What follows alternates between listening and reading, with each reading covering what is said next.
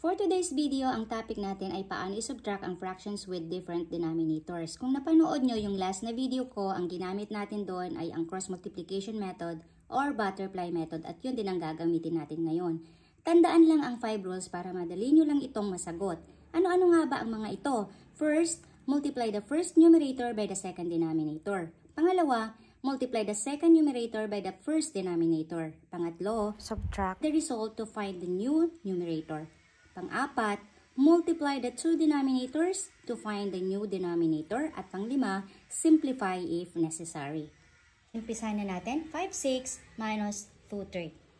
Following the rules, ang first rule, multiply the first numerator by the second denominator. So 5 times 3 is equal to 15. The second rule is multiply the second numerator by the first denominator. So when we multiply 2 times 6 is equal to 12. Number 3 rules, subtract the result to find the new numerator.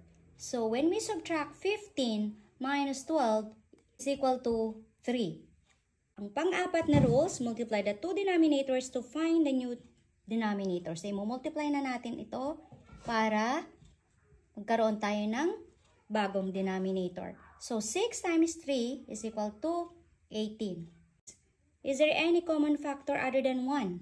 Yes. So what is that? We divide both numerator and the denominator by 3. So 3 divided by 3 is equal to 1. And 18 divided by 3 is equal to 6. Our final answer is 1, 6. Let's have another example. Post this video at i-comment ang inyong sagot. Thank you so much for watching.